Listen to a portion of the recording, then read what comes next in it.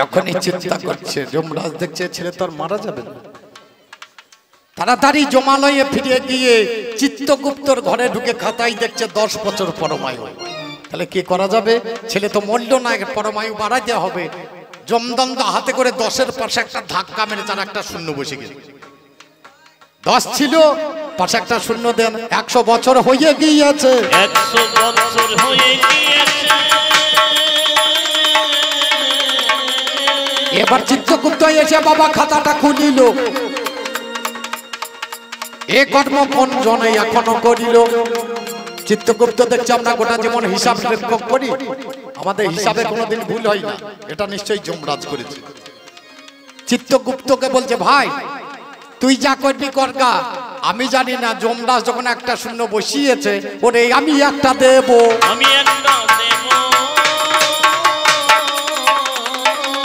চিত্ত একটা বসিয়ে দিল, মানে ছিল কত 100, ডান দিকে 100 একটা শূন্য বসিয়ে দিয়েছে, হইল কত 1000। গুপ্ত বলছে দাদা তুমি একটা দিয়ে থামলে আমি থামবো না, আমি 2 শূন্য দেবো।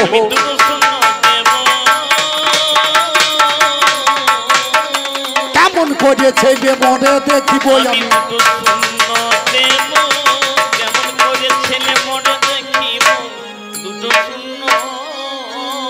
ছেলের পরমায়ু ছিল 10, যমরাজ দিলেন একটা শূন্য 100, চিত্ত দিলেন একটা শূন্য হলো 1000, গুপ্ত দিলেন 2টি শূন্য 10,000, তারপরে চলে গেল 1 লক্ষ বৎসর। যদি কেউ হরিনাম করে, যদি কেউ বৈষ্ণবের নাম করে, বাবা জীবনে তাহার মরণ হবে না, জীবনে তাহার মরণ হবে না। আর তোদের ওই ঢুকঢুক করে খাবি, বাড়িকে যাবি, বইয়ে ঝাঁটা পাবি, মাল খেয়ে চলে যাবি। আর তোদের ভাব কত বললে মা শ্যামা, লাপাইতে যাবে দিয়ে দেখবেন যদি বড় ছোট কাঠ তাকে দূরে থেকে তোল, লাপাত যাবে দিয়ে দেখবেন খালি ঢুকে গিয়েছে। এটা ধর্ম মাতালে কালে ঢুকে পড়ে আছে চুপ করে। কিছুক্ষণ পর পেটে মদ আর মাংসতে মারামারি লেগেছে, মাল তুলে দিয়েছে। কেউ গন্ধ না পেলে একজন পাবে, সেটা হচ্ছে কুকুর। টুকটুক করে গিয়েছে, দিয়ে বাইরে যে মাল পড়েছিল প্রথম খাওয়া দাওয়া করিয়েছে, দেখছে আর মাল নাই, তখন মুখে লেগেছে, সেগুলো চেটে চেটে পরিষ্কার। এ ছোটার তো জ্ঞান নাই, ঘরে পড়ে আছে, দেখছে এই অরুণ চ্যাটার্জি পড়ে আছে চিত হইয়ে। অরুণ চ্যাটার্জি ছেলের নাম পটল, বলছে ওরে পটলার মা, আর চুম খেতে হবে না রাতের বেলায়। চুমটা খেয়েছে কে সেটা বুঝতে পারছে না, কুকুরিয়ে খেয়েছে। হা করে পড়ে আছে, বলে এত উপকার না করলে হবে না, কুকুর বাবা কিছু নিলে কিছু দেবে। খাওয়া দাওয়া শেষ করে 3টে ট্যাং মাটিতে রেখে একটা ঠ্যাং ওপর দিকে তুলে দিয়ে সুরধ্বনির ধারা একটু বদনে দিয়ে দিয়েছে কুকুর করে। এ ঢুকঢুক করে খেয়ে বলছে সুরি ভাইয়া ভালো মাল, এই রাত্রি 1টার পরে গরম মদ কোথা থেকে পেলে, যদি খাস ওরে এই দশা হবে রে, এই দশা হবে রে। আমার মদ খাবি? নিতাই চাঁদ গৌড়ের রাত কাটি যায় বলে হারি, নিতাই চাঁদ গৌড়ের রাত কাটি যায় বলে হারি, নিতাই চাঁদ গৌড়ের রাত কাটি যায় বলে হারি, নিতাই চাঁদ গৌড়ের রাত কাটি যায় বলে হারি, নিতাই চাঁদ গৌড়ের রাত কাটি যায় বলে হারি।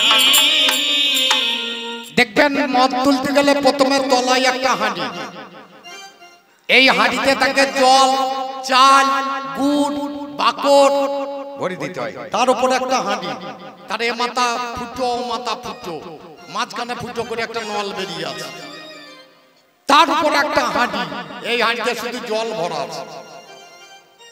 তলায় জাল ভরে দিলে দুমদুম করে জ্বলছে, আর উপরে হাঁড়িতে দেখবেন একটা ভোগ্য চাপানো আছে।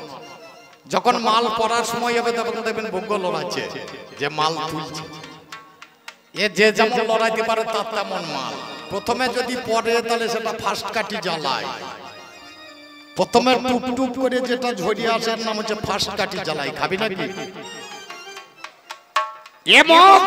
ওরে ওই বাকরে হয় না। মধয় কৃষ্ণ তন্ডুলে রাধা প্রেম রস জলে মেহতা ভাষিত হবে ভক্তি রনলে।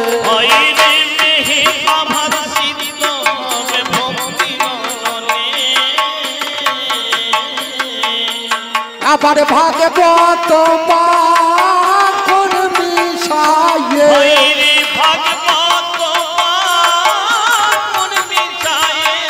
এমন হয়েছে কত হয়েছে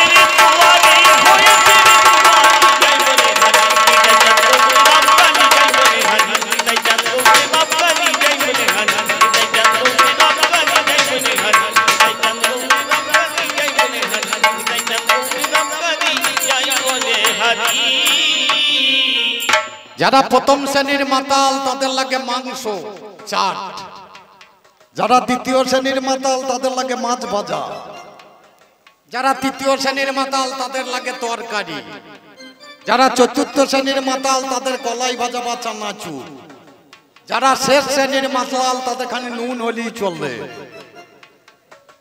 আপনি কি ভাবছেন আমি জানি না? আমি বৈষ্ণব মানুষ, আমি মদ খাই না। এ মদের চাট, মদের চাট কৃষ্ণ নামে গজা,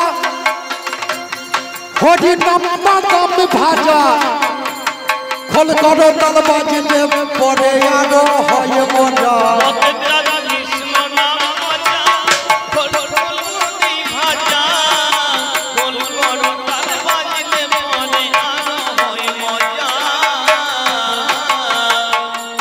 আবার জগায় মাধায় তারা খেলো দুই ভাই,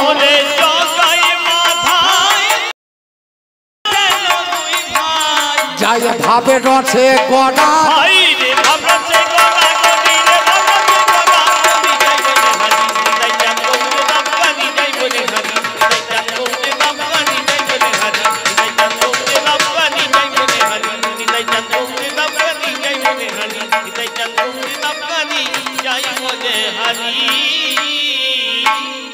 আমার হাতটা যখন শুকিয়ে যায় আমার তেলের অভাব নাই, আমার বাজিয়ার মাথাতে তেল বেরিয়ে যায়, চাপিয়ে এলেই একবার বলি না আমার হাত যেমন কার তেমনি হবে। ওটা বৈষ্ণবের রস নিচের দিকে না ওপর দিকে ফুটে ওঠে।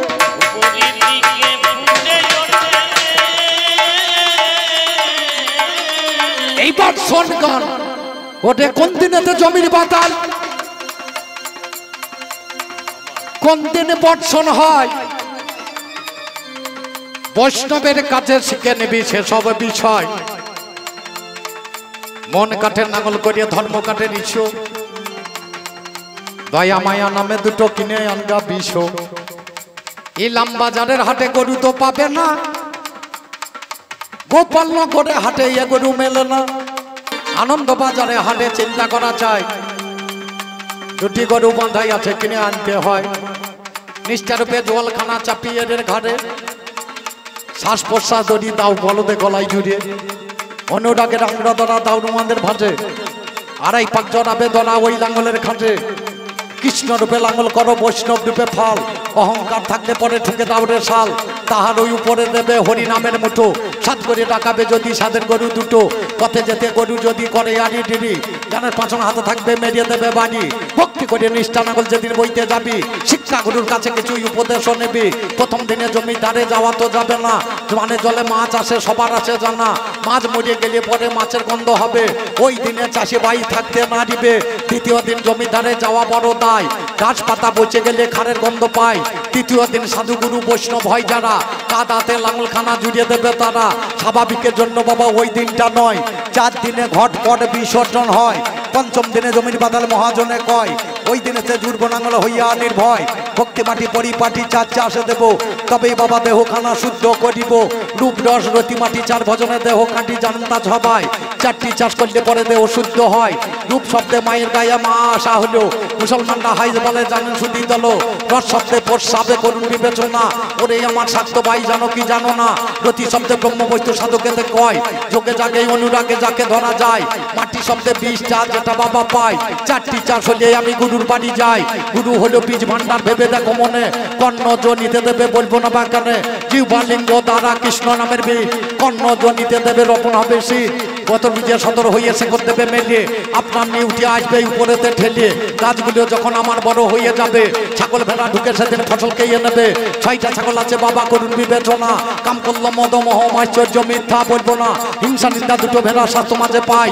8 জনাতে যুক্তি করিয়ে ফসল খেতে যায়, 8 জনাতে যুক্তি করিয়ে ফসল খেতে যাবে। যার জন্য অনুরাগের বেড়া বসাতে হবে। ফুটকা করিয়ে আছে জমিতে দেবে গোঙাল করিয়ে, কৃষ্ণ নামের হুড়ো মার্কা ওই গোঙালের দ্বারে। ভমিতে ভমিতে কোনো ভাগ্যবান জীব, গুরু কৃষ্ণ পাশাতে পাই ভক্তিলতা বীজ। তাই বলি পাল্লাদার তোমার কাছে গায়, এসব তত্ত্ব দেখছি তোমার জানা নাই। আর একটু দূরে যাবো চিন্তা করো মনে, পাম ভাগে ইরা বটে বলবো না বাগানে। পাম ভাগে ইরা আর দক্ষিণে পিঙ্গলা, মধ্যে সুষমা নারী চক্রবেদী রইলা। ইরা নারী চন্দ্র তুল্য তাহারও বদন, পিঙ্গলা সূর্য সমর্ষণ দিয়া মন।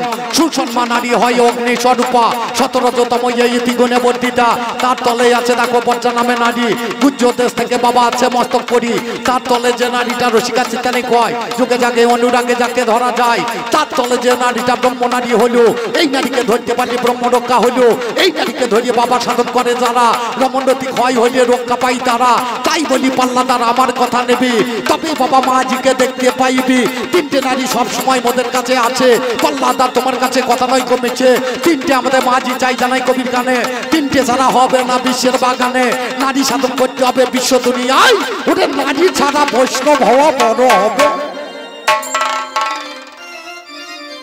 আগে নারী চাই, আগে সাধন করো তুমি নারী, আগে সাধন করো তুমি নারী, আগে সাধন করো তুমি নারী, আগে সাধন করো তুমি নারী, আগে সাধন করো তুমি নারী, আগে সাধন করো তুমি নারী।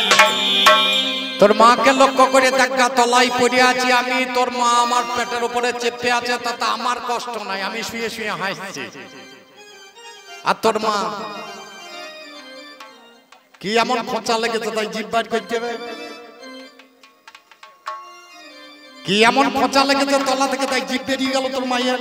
আমার উপরে মনে করুন 50টি, যে আমি যখন বিয়ে করেছিলাম খুব ছোটবেলায়, আমার জেঠা বলেছিল রসরাজ বিয়ে করবি, আমরা একবার করবো। আমি মনে করছি বিয়ে বোধহয় প্রতি বছর একবার করে হবে, আমি তার বুঝতে পারিনি একবারই শেষ হয়ে যাবে।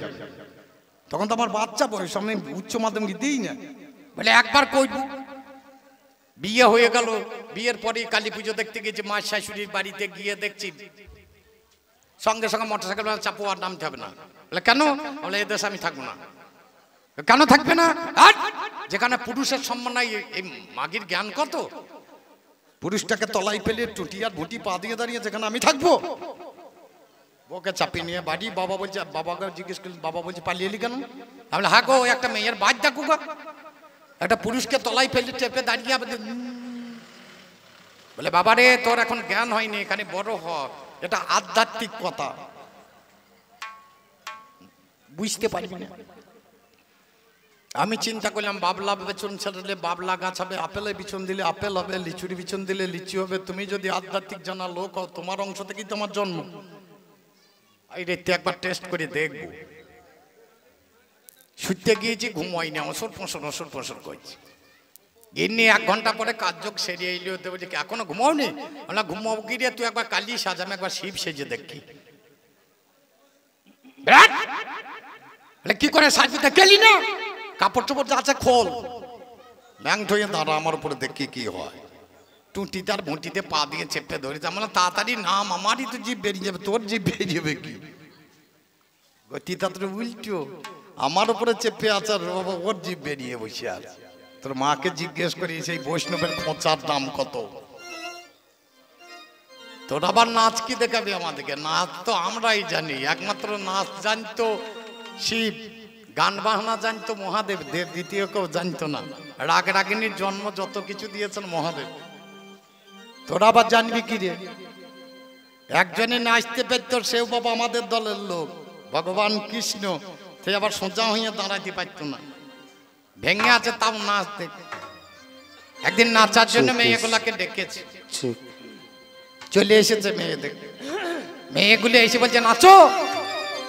তা ভগবান কৃষ্ণ খুব ছলনাময় বললে কও হে গোপী কিসের লাগি গহন বনে এলে, তুমি কও হে গোপী কিসের লাগি গহন বনে এলে হে।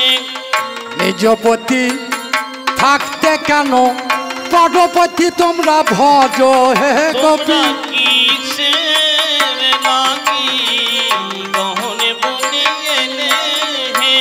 লক্ষ্য করো, আমরা শুধু আমাদের মেয়েকে নাচা না, পরের মেয়েকেও নাচাতে পারি, পরের মেয়েকেও নাচাতে পারি।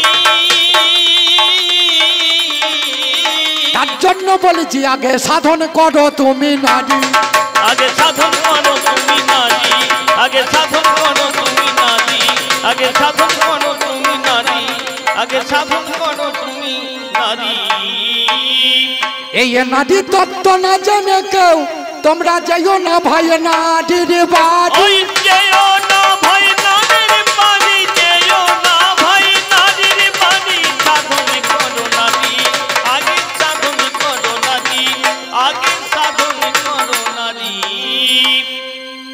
আমাদের দেশে একটা কালী পুজো আছে, আপনাদের কালী পুজো মা অপরাধ নিস না। আমাদের দেশে কালী পুজো আছে, কালী পুজো তো না থাকে নাই, আমার বাড়িতেই কালী আছে, সে আবার দিনের বেলা ছাড়া পুজো হয় না, রাত থেকেও ভয়ে যায় না। আমার বাড়ির পাশাপাশি গ্রামে একটা কালী আছে, আমি শুনেছি বাবাদের মুখে ছেলে খেয়ে নিয়েছে কালীতে।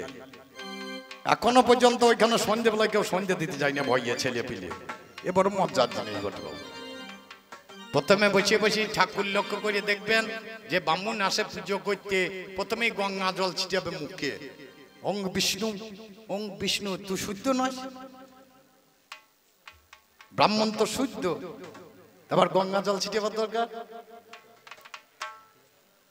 যাকে জিজ্ঞেস করবেন তুই কার বেটা, বলছে আমি বামুনের ছেলে, মানে এখনো বামুন হয় না। কি বলছে বামুনের ছেলে, মানে নিজে এখনো বামুন হইতে পারেনি। একবার গৌরাঙ্গ মহাপ্রভু বসে আছে নবদ্বীপে যত ব্রাহ্মণ সব ছেলে, এই গৌর তোমার পাশে আর বসে বসে খাবো না। বলে কেন? মুসলমানের ছেলের পাশে বসে বসে তুমি খেয়েছো, তোমার পাশে আর খাওয়া যায়? তোমার জাত মরিয়ে গিয়েছে, জাত মরে গিয়েছে।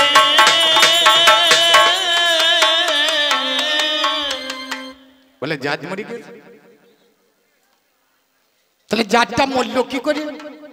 বলে যে মুসলমানের ছেলে হরিদাসের পাশে বসে বসে তুমি খেয়েছো। বলে জাতে ওটা যাবে না? বলে যাবে। কি করে? 100টা ব্রাহ্মণকে ভুঁড়ি ভোজ দিতে হবে, মানে খাওয়াইতে হবে। আর এরা পেট মাতারি হয় বেশি, এ বামুন মানেই লোভ আছে। দেখবেন একটা ভোজ পেয়েছে, এমন খাওয়া খেয়েছে, আমরা দুর্গা তলায় বসে আছি, ভোজ খেয়েছে দিয়ে ঠাকুর মশাই একটা গ্যাসের ট্যাবলেট খেয়ে যান, আপনার খুব কষ্ট হচ্ছে। গ্যাসের ট্যাবলেট খেতে বললে আর একটু রসগোল্লা খেতাম না? কত বড় হারামজাদা, বুঝতে পারছেন? 100 জনকে ভুঁড়ি বই দেবো, বলছে শুধু খাবার দিলে হবে না, একটা করে সোনার থালা, একটা করে সোনার গ্লাস দিতে হবে। গৌরাঙ্গ বলছে দেবো। তাহলে যাতে উঠে যাবো তো? বললে হ্যাঁ যাবে। বলে কবে খাওয়াবে? বলে 7 দিন সময় দেন, ঘর বাড়ি করতে হবে তো, 100 জনকে রাখতে হবে। 100টা ঘর গৌর নির্মাণ করে নিল। 7 দিনে পরে যত ব্রাহ্মণ গৌরের বাড়ি হাজির হলো। গৌর রান্না বান্না করো, বলে আগে স্নান করে আসুন। ব্রাহ্মণটা যখন স্নান করতে যাচ্ছে, গৌরাঙ্গ বলছে মা গঙ্গা তৈলাক্য তারিণী, তোমার জল যেন না থাকে। গঙ্গায় আর জল নাই। বামুনটা চলে গিয়ে দেখছে শুধু কাদা, স্নান করবে কোথা? ফিরে চলে এসছে মন খারাপ। গৌর স্নান করা হলো না কেন? বলে গঙ্গায় জল নাই। বলে এক জায়গায় জল আছে। কোথা আছে? হবিদুল্য কাজীর পাতকুয়ায়। বলে ও তো মুসলমানের জল, ও তো জাত মারার কল, ওখানে তো কাজ হবে না। বলে কোনো বিধান নাই। বলে আছে, বালতিতে দড়ি বেঁধে সোজাসুজি নামাইতে হবে, এ পাশে ও পাশে ঠেকলে জাজ মরিয়ে যাবে, সোজাসুজি উঠলে জাজ মরবে না। 100 জন যদি বালতি করে জল তুলে স্নান করতে কত সময় লাগবে? স্নান করতে করতে বিকাল হয়ে গেছে, এসে বলছে গৌর তাহলে এবার সেবা, বলে এখন তো রান্নাই হয় নাই। বলে ফাজিলামও জুড়েছো? বলে ফাজিলাম আমি করছি না, বামুনের মুখে আগুন বেরোয়, সেই আগুন দেবো তারপরে লাগাবো।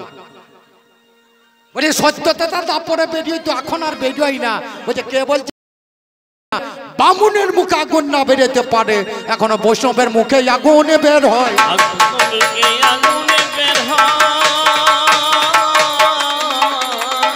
বলে বৈষ্ণবের মুখে আগুন বেরোয়, যদি বৈষ্ণব থাকে, যদি আগুন বেরোয় তাহলে তার রান্না করলে খাবো। গৌরাঙ্গ মহাপ্রভু ডাকছেন, হরিদাস এসো দেখি আমার কাজ। হরিদাস এসে দাঁড়িয়েছে কাছে। প্রভু কিছু বলছেন? বলছে একটা কাষ্ঠ নিয়ে ফুৎকার করে দাও হরি নামের ধ্বনি দিয়ে। একটা কাষ্ঠকে তুলে নিয়ে হরিদাস ফুৎকার করছে কাষ্ঠে। যখনই ফুৎকার করেছে দাউ দাউ করে আগুন জ্বলে উঠেছে, রান্না হচ্ছে। লক্ষ্য করে দেখো, ব্রাহ্মণের মুখে আগুন না থাকতে পারে, এখনো বৈষ্ণবের মুখে আগুন জ্বলে। বৈষ্ণবের মুখে আগুন জ্বলে। এবার একটা করে সোনার থালা, একটা করে সোনার গ্লাস নিয়ে বাড়ি গিয়েছে। অধিক রাত্রি 1টা 1:30, বউকে আর ডাকে নেই, সব রেখে দিয়েছে লুকিয়ে, কাল সকালে বউকে দেখাবে। সকালবেলায় উঠে যখন দেখছে যে বউকে দেখাতে গিয়েছে, দেখছে আর সোনার থালও নয়, সোনার গ্লাসও নয়।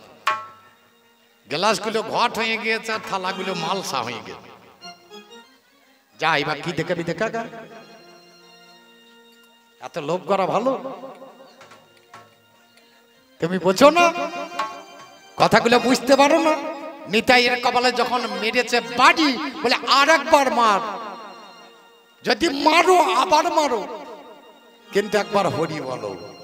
যদি হরি বলো, ওরে মেরেছিস মার আবার খাবো, মেরেছিস মার আবার খাবো, ওরে মেরেছিস মার আবার খাবো, তোরা মেরেছিস মার আবার খাবো, একবার হরি নামে বলিলে, মেরেছিস মার আবার খাবো, আমি একবার হরি নাম বলিব, মেরেছিস মার আবার খাবো। তাহলে চিন্তা করে দেখুন, অত্যন্ত পরমানন্দ নিত্যানন্দ রায় অভিমান শূন্য নিতাই নগরে বেড়ায়। আর একটা কথাই আমি আপনাদের শোনাবো। গৌরাঙ্গ মহাপ্রভু একদিন হরিনামের খেলা খেলে নদীয়ার তীরে। বৈষ্ণবের খেলার মধ্যে কোনোদিন কেউ হার জিত হয় না। হরি বল হরি বল। ভাইরে, তোদের খেলার মধ্যে দেখবে হার জিত আছে। কেউ বলে আমি বড় বামুন, কেউ বলে আমি ছোট বামুন, কেউ বলে ঘটি বাজা বামুন। লক্ষ্য করে দেখবেন, কেউ বলে আমি বড় বামুন, কেউ আবার ভচ্চা সেজে বসবে, কেউ আবার ঘটি বাজাবে মা বাবা মলিয়ে। এতে বামুনের শেষ নাই। আর আমাদের একটাই নাম বৈষ্ণব। এ খেলা জানিস? গৌরাঙ্গ মহাপ্রভু সুরধ্বনির তীরে আমাদের কীর্তনিয়ারা গাই। আমি তার কীর্তন গাইতে পারি না। ওই দেখুন একজন ভালো কীর্তনিয়া বসে আছেন আমার সামনে, সত্যজিৎ দা, আমার খুব কাছের বন্ধু মানুষ, মহান শিল্পী একজন বসে আছেন। ওনাদের গান গাইতে যাও মানে আমাদের ভুল। সুরধ্বনির তীরে ওরে খেলায়ে বিনোদ খেলা, আমার গোরা দ্বিজ মনে, ওরে খেলায় বিনোদ খেলা, গোলা গুণ মনি, খেলে হরি নামের খেলা, আর হরি নামের খেলা, ওরে ভক্ত কোনে সঙ্গে লইয়ে খেলে, হরি নামের খেলা, ভক্তগণকে সঙ্গে লইয়ে, হরি নামের খেলা, ওরে নিজে হরি হরি বলে, হরি নামের নিতাই গৌর হরি বল। হরি নামের খেলা, মুখে হরি হরি বলে, হরি নামের খেলা, এই যে হরি নামের খেলা। এই খেলা হচ্ছে বিনোদ খেলা, বি শব্দে বিশেষ আর নোদ শব্দে আনন্দ। যে খেলাতে বিশেষ রূপে আনন্দ লাভ হয় সেটা হচ্ছে হরিনামের খেলা। এ খেলা বৈষ্ণবরা খেলে, এ খেলা মা বিটিতে খেলা যায়, এ খেলা স্বামী স্ত্রীতে খেলা যায়, এ খেলা ভক্ত ভগবানে খেলা যায়, এ খেলাতে পাড়ার কোনো বৌদিকে নিয়েও খেলা যায়। এ খেলার কোনো বিচার ভেদ থাকে না। আর এ খেলা যে খেলে, এ খেলাতে সবাই যেতে, এ খেলাতে সবাই যেতে। তাহলে খেলা কেমন? এ খেলাতে কেউ হারে না, সবাই জিতে বসে আছে। তাহলে সে খেলা খেলা ভালো। যদি কোনোদিন না হারি, এই হরিনামের খেলার এটা গুণ। এই খেলা খেলতে গেলেন, ওরে পাশে এলো এক ভক্ত মুকুন্দ, যার নাম মুকুন্দ, এসে হরিনামে যোগ দিয়েছে। জানেন মহাপ্রাণ গৌরাঙ্গ বলছে, মুকুন্দ তুমি এসছো আমার হরিনামে খেলাতে, এক্ষুনি শ্রীখণ্ডে তুমি ফিরে যাবে, সেখানেতে গোপীনাথের সেবা তুমি দেবে। কানতে কানতে মুকুন্দ কোন কর্ম করলো, আবার সংসারের সেজন আমার ফিরে চলে এলো। গোপীনাথের সেবা দেয়, সেবা দিতে দিতে একদিন হুসেন বাদশাহ এসেছে একটা ফকিরের বেশ ধরে, তার পেটে বড় ব্যথা। বলে, হ্যাঁ গো মুকুন্দ কবিরাজের বাড়ি কোন দিকে যাবো? বললে, যেখানে কৃষ্ণ নাম হবে সেই বাড়িটা মুকুন্দের। বৈষ্ণব মানুষের বাড়ি দেখলেই বোঝা যাবে। যখনই চলে যাচ্ছে হুসেন বাদশাহ, তখন গাই জয় রাধে রাধে কৃষ্ণ কৃষ্ণ গোবিন্দ গোবিন্দ বলো রে। একবার জয় রাধে রাধে কৃষ্ণ কৃষ্ণ গোবিন্দ গোবিন্দ বলো রে। একবার রাধে গোবিন্দ রাধে গোবিন্দ রাধে গোবিন্দ রাধে গোবিন্দ গোবিন্দ বলে সদাই ডাকো রে। একবার জয় রাধে রাধে কৃষ্ণ কৃষ্ণ গোবিন্দ গোবিন্দ বলো রে। ও গো আনন্দে মাতিয়া নাচো রে গাউরে, প্রাণ ভরিয়া ডাকো রে তাহারে। আনন্দে মাতিয়া নাচো রে গাউরে, প্রাণ ভরিয়া ডাকো রে তাহারে। একবারে মান অভিমানে তোমার করে সমান, বাইরে মানে কোনে সমান, তোমার মান অভিমান করে সমান। বাইরে মান অভিমানী কোনে সমান। ঘরে ঘরে হরিনাম বিলাও রে। জয় রাধে রাধে কৃষ্ণ কৃষ্ণ গোবিন্দ গোবিন্দ বলো রে। হরিনামের ধ্বনি শুনে হুসেন বাদশাহ গিয়ে বাড়িতে দাঁড়িয়ে গেছে। তাড়াতাড়ি মুকুন্দ পণ্ডিত বেরিয়েছে, কে গরিব মানুষ আছো প্রথমে এসো, তাকেই আমি দেখবো। হুসেন বাদশাহ ফকিরে বেশ ধরে, বাবা আমার থেকে ভিখারি মানুষ আর কেউ নাই, আমি ফকির, আমাকে আগে দেখে দাও। বলে, শুয়ে পড়ো মাটিতে, পোশাক খুলে দিয়ে। হুসেন বাদশাহ ভাবছে, তোমার এত বড় স্পর্ধা, আমার মতো বাদশাকে তুমি মাটিতে শয়ন করাচ্ছ। দেখছি যদি রোগ ভালো নাই। যখনই মাটিতে শয়ন করেছে, অর্ধেকটা অসুখ ভালো হয়ে গেছে। আগো কবিরাজ, তোমার কি মাটিতে ওষুধ দেওয়া আছে? আমার অসুখ সেরে গেল। বলে, হয়তো হবে, কাউকে ওষুধ দিয়েছি মাটিতে পড়ে গিয়েছে। বলে, এইবার আসল ওষুধটা খাও, বদনটা ফাঁক করো, জয় গৌর জয় গৌর বলে বদনে যখন এক ফোঁটা দিয়েছে, সঙ্গে সঙ্গে হুসেন বাদশাহ সুস্থ মানুষ, সুস্থ হয়ে গেছে হুসেন বাদশাহ। হুসেন বাদশাহ যখন সুস্থ হয়ে গেলেন, আমার এক দাদা ভাই এসেছিলেন। একটা কথাই আছে, অদাতা বংশ দোষেন কর্ম দোষেন দারিদ্রতা, পিতৃ দোষেন মূর্খতা, মাতৃ দোষেন রুগ্নতা। বংশের যদি দোষ থাকে তাহলে সে ব্যক্তি দান করতে পারবে না। অদাতা বংশ দোষেন, বাবা দান করা তো সস্তা না। যাদের বংশের নাম নেই তারা দান করতে পারবে না। কর্ম দোষণ দারিদ্রতা, যাদের কর্ম খারাপ হবে তারা গরিব হবে। পিতৃ দোষণ মূর্খতা, ছেলে মূর্খ হলে জানবেন যে তার বাবার দোষ আছে। আর মাতৃ দোষণ রুগ্নতা, কোন মায়ের দোষ থাকলে ছেলের রোগ ব্যাধি সারবে না। মহাজন কলমে চালালেন। দাদা গো, আপনার আশীর্বাদ আমি মাথায় তুলে নিলাম। তাহলে যেখানে ছিলাম মুকুন্দ পণ্ডিত, তখন হুসেন বাদশাহ বলছে, মুকুন্দ তোমার আর এখানে থাকা যাবে না, আমার সঙ্গে তুমি গৌড়ে চলো, তোমার মতো এত বড় কবিরাজ এইখানে থাকলে হবে। এই বলে মুকুন্দকে নিয়ে চলে গেল।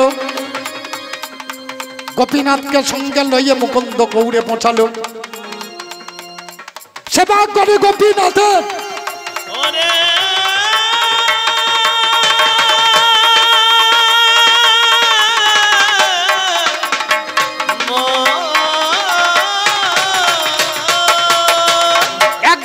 এসে বসে চরণের তলে কান্দে মহাশয়। এমন সময় হোসেন বাদশা তাতে পৌঁছায়। মুকুন্দ, তোমার চোখে জল কেন? ভাইয়ে বলছে আমার চোখে হয়তো কিছু পড়ে গেছে। হোসেন বাদশা বলছে আমার সামনে মিথ্যা কথা বল। জানো, আমার সামনে কেউ যদি কোনোদিন মিথ্যা কথা বলে তার আমি গর্দান কেটে নিই। মুকুন্দ, তোমার এখানে থাকা যাবে না। তোমার মতো এতগুলি মানুষকে আমি রাখতে পারি না। কি করব? তুমি ফিরে যাও, শিখণ্ডে যাও, তোমার যাবতীয় যা কিছু লাগবে আমি এখান থেকে পাঠিয়ে দেব। এই বলে মুকুন্দ আবার শিখণ্ডে ফিরে আসে। গোপীনাথের সেবা করে, রোগীদের রোগে দেখে। জানাই আপনাদের কাছে, একদিন তার বইয়ের অসুখ বেঁধে গেল। মুকুন্দ পণ্ডিত কোনো মতেই আরে রোগ ধরতে না দিল। দেখলো আমার বউটাই আরে বাঁচবে না, ছুটতে ছুটতে গেল নদিয়ায়, যেখানে গৌরাঙ্গ মহাপ্রভু হরিনাম বিলায়। ও গো আমার গৌর হরি জানাই তব চরণের ঠাঁই, আমার বউটা আর বাঁচবে না, একটু ওষুধ দেওয়া চাই। গৌর হরির বদনে ছিল চর্বিত তম্বুল, একটু বের করে তুলে দিল মুকুন্দ পণ্ডিতের হাতে। দেখুন বিচার করে ছুটতে ছুটতে এসে তার অর্ধাঙ্গিনীর কাছে কয়, বদনটা ফাঁক করো, বড় ডাক্তার ঔষধ দিয়েছে নিশ্চয়। জয় গৌর বলে সেদিন ওষুধ বদনেতে দিল। সঙ্গে সঙ্গে রোগটা তার ভালো হয়ে গেল। ও বাবারে কিছুদিন হতে কিছুদিন চলে যায়, গর্ভবতী হয়েছে। মা বলবো নাই অন্যায়। একদিন সরস্বতী পূজার দিনে কোন কর্ম হলো, মুকুন্দ পণ্ডিত বসে বসে সরস্বতী পূজা করে ভালো। এমন সময় একজন এসে খবর দিয়ে দেয়, পণ্ডিত তোমার বাড়িতে একটা সন্তান হয়েছে। বলবে বেশ, আমার পূজার শেষের দিক যাও, কানে গিয়ে হরিনামে দাও না। কানে গিয়ে হরিনামে দাও না। ও মা, আমাদের সন্তান হলে আমরা কি বলি? মুখে মুখে খানি মধু দে বলি না? আমার মনে হয় মধু দেওয়া বাদ দিয়ে চিটিয়া গুড় দিলে ভালো হয়। এখনকার ছেলের যা মুখের ভাষা, মধু ছাড়া কে চিটিয়া গুড় দিয়েছে কেউ? তা তো দেয়নি। এখানে লক্ষ্য করুন, যারা ভক্ত মানুষ, যারা বৈষ্ণব মানুষ, তারা কি বলছে শুন, কানে গিয়ে হরিনামে দাও না। কানে গিয়ে হরিনামে দাও না। ধীরে ধীরে রঘুনন্দনের বয়স হয়ে গেল 5 বছর। একদিন মুকুন্দ পণ্ডিত গোপীনাথের সেবা দিতে যাবে। এমন সময় একজন এসে বলছে, পণ্ডিত তুমি তাড়াতাড়ি চলো, আমার বাবার বাঁচবে না, আমার বাবা ছাড়া কেউ নাই।